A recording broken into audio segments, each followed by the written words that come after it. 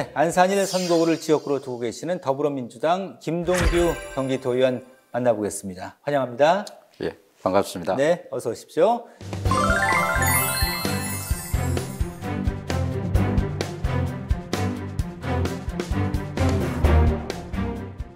자, 오늘 본격적으로 시작하기에 앞서서 먼저 경기도민과 안산 지역 구민들에게 인사 말씀 부탁드리겠습니다.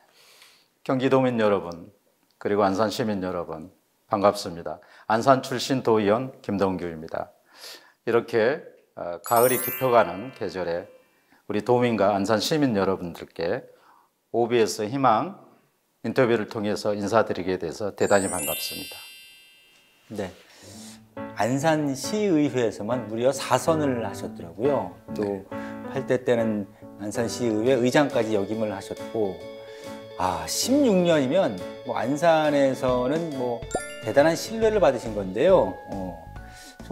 그 많은 사랑을 받으신 이유는 어디에 있다고 보세요? 16년 동안 4번의 시의원을 역임했고, 네. 그리고 그 과정에서 당대표 운영위원장 그리고 의장까지 할 수 있었습니다. 이 모든 것은 네. 제 개인이 뭐 잘났다, 정치력이 있다, 그건 아니고요.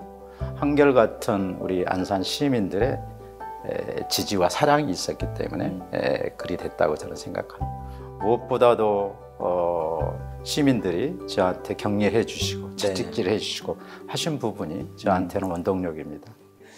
자, 그렇게 16년 동안 오랜 시의원 생활하시면서 다양한 민원도 또 해결하셨을 것이고 기억에 남는 일이 분명히 있었겠죠. 좀 소개해 주시고 싶은 사례가 있다면요. 특히 기억에 남는다면은 우리 그 한 끼를 해결하지 못한 독거노인들이 많으셨습니다. 네. 근데 그것을 선거 공약으로 했고 또 그것을 저희 지역의 2군데를 만들어냈습니다. 네. 그게 한 14년 전인데요. 네. 오래됐네요. 네. 아직도 어르신들이 거기서 한 끼를 해결하면서 마치 자기 자식들보다도 더 고마운 곳이다. 이런 이야기를 들었을 때는 내가 참 그나마 좋은 일을 했구나. 정치인으로서. 결국 그런 분들의 말씀 한마디 한마디가 제 가슴 속에 있고요. 또 그런 일을 했을 때 느껴지는 저만의 만족감이라고 할까요? 네, 이런 부분들이 가슴 속에 남아 있습니다. 네. 그리고 이제 안산시 현안에 대해서는 뭐 어떤 분보다 잘 아실 텐데 이제 향후에 좀 남아있는 해결해야 할 과제들이 또 있을 텐데요. 어떤 것들이 있을지 한번 들어볼까요? 많은 사람들이 아시다시피 안산은 그 국가 산업 단지인 시와 반할 산업단지의 배후 도시로 약 30년 전에 형성이 된 계획 도시. 네네. 제조업 분야가 주류를 이뤘고요. 네.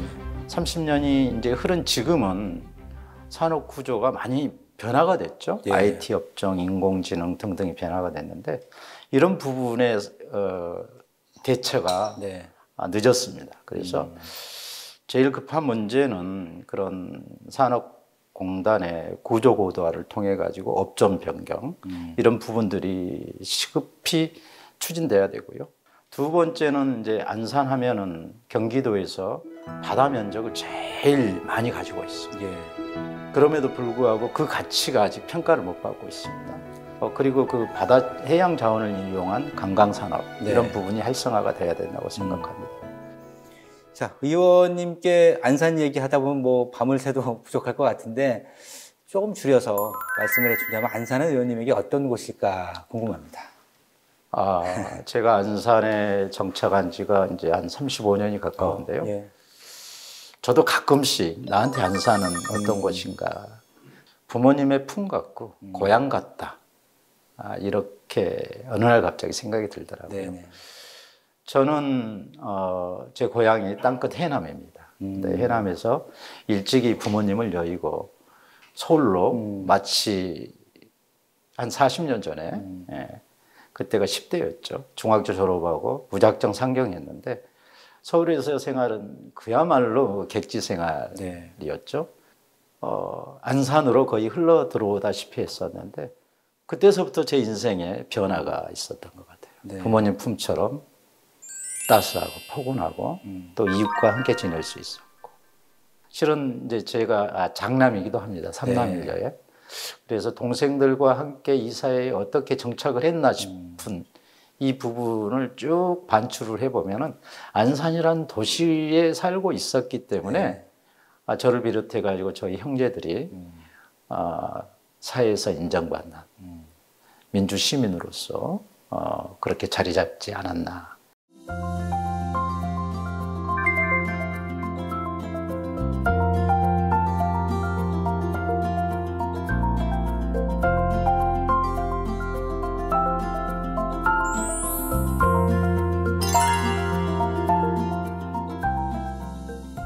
자, 상임위 얘기를 좀 해보겠습니다. 이제 보건복지위 이제 부위원장이라는 중책을 맡고 계시고요. 어떤 부분에 좀 초점을 두고 활동을 하고 계신가요?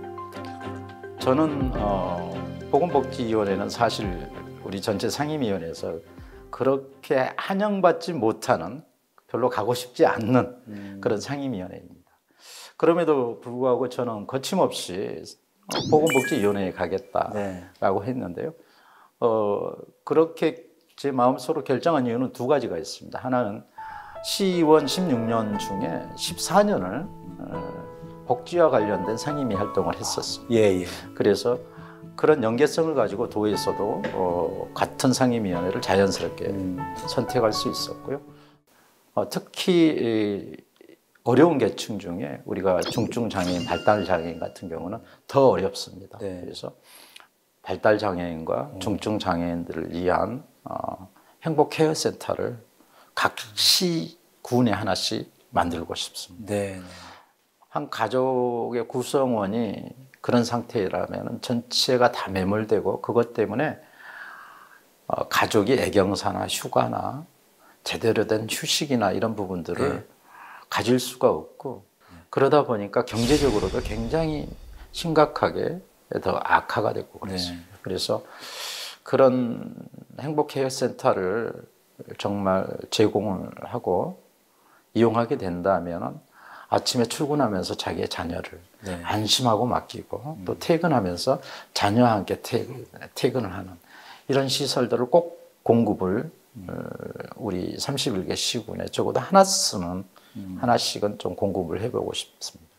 실질적으로 이제 코로나19 겪으면서 복지 사각지대에 대한 관심이 더 높아졌는데 여러 가지 행정적으로 좀 절차가 복잡하고 까다롭다. 수급 절차를 좀 간소화해야 된다. 이런 지적이 많습니다. 코로나를 겪으면서 대표적으로 이제 어려운 계층이 아시다시피 소상공인, 자영업자, 그리고 전문직에 있는 일부, 그리고 예체능. 하지만 예산을 보면은 부익부 빈익빈이라 해가지고 어려운 사람을 위해서 충분히 갖느냐를 우리가 예산이 이제는 이제 검산하는 시기에 살펴보면 충분히 가지 않았다. 그 대상을 우리가 구제하기 위해서 쓴 사회부조 형식의 예산들이 자영업자와 소상공인들에게 얼마나 도움이 됐느냐. 결코 만족스럽지 못하고 그분들한테 국가나 사회가 책임져야 될 이 부분에 있어가지고 결코 책임지는 최종적인 모습은 아니었다라는 결론을 내릴 수 있습니다. 아울러서 특히 사회적 약자 계층의 코로나는 더욱더 가혹했습니다. 특히 장애인이나 복지시설 같은 데는 더없이 참담했는데요. 결론은 그렇습니다. 코로나 시대가 끝나는 게 아니고 코로나와 함께 살아가는 그런 시대라 하면은 이유 끊임없이 예산적으로 사업적으로 지원을 해야 된다. 이렇게 생각합니다. 의회 운영위원회 활동도 하고 계신데요. 관심 갖고 있는 부분이 좀 있으시다고 들었어요? 의회 운영위원회는 별도의 상임위원회도 꾸려져 있지만 각 상임위원회에서 이렇게 차출됐다고 할까요? 그렇게 해가지고 구성된 제2의 상임위원회이기도 합니다. 하지만 그래서 다른 의원님들은 별로 관심을 안 갖고 있기도 합니다. 그런데 들어가 보니까 국민의힘과 더불어민주당의 대표들이 다 소속돼 있습니다. 그 정도로 비중 있는 그런 어떤 상임위원회도 하고요. 그래서 사실은 조례 개정도 한 차례 제가 대표 발의했고요. 아울러서 지금 조금 파행되고 있기 때문에 상임위원회가 정상적으로 운영이 안 되고 있습니다. 그래서 양당 대표가 속해 있는 또 주요한 선배 의원들도 많이 계시거든요. 그래서 상임위원회가 정상적으로 운영되기를 바라고 있습니다. 예. 사선의 시의원과 이제 도의원 입성하시니 17년 차 선출직 그 의원님의 정치 철학은 무엇일까 말씀을 나눠보니 참 상당한 내공과 연륜이 느껴지는데요. 예, 한번 들어볼까요? 예. 정치인으로서 제일 첫 번째 덕목이 저는 선거를 통한 약속을 지키는 것이라고 생각합니다. 그래서 2006년 처음 정치를 하고자 나왔을 때 제 주위에 선배님 한 분이 저한테 그런 말씀을 하시더라고요. 시의원도 권력을 가지고 있다. 근데 권력이라는 것은 보이지 않지만 힘이 있는데 이것을 지기 위해서는 이렇게 주먹을 움츠려야 되는데 결국 보면 아무것도 남은 게 없다. 지려고 하면, 가지려고 하면. 다만 이것을 손을 펴가지고 나누려고 하면 많은 사람들한테 골고루 나눌 수 있다. 정치를 독점하거나 가지려고 하지 말고 정치를 이용한 당신의 힘을 많은 사람들한테 나누려고 해라. 그러면 신뢰받고 사랑받는 정치인이 될 것이다. 이런 말씀을 해주신 분이 계시는데 네. 정말로 잊을 수가 없더라고요. 그 이후로는 그 말씀을 지금도 금가옥조처럼 여기고 있습니다. 그래서 그런 말씀을 해준 그 선배님이 항상 생각납니다. 예. 2006년도에 제가 처음 출마할 때는 30대 후반이었습니다. 그리고 17년이 지난 이후에 지금은 50대 중반인데요. 그때 제일 처음 공약했던 내용 저는 아직도 기억하고 있습니다. 대중교통을 이용하고 자가용을 이용하지 않겠다라고 공약을 했는데 지금껏 자가용 없이 지하철 타고 버스 타고 급할 때는 택시 타고 이렇게 의정활동을 하고 있습니다. 초심을 잃지 않고 도민들과 우리 시민들을 위해서 의정활동을 펼치겠습니다. 격려해 주시고 비판해 주시고 항상 관심을 가져주시기를 부탁드리겠습니다. 고맙습니다.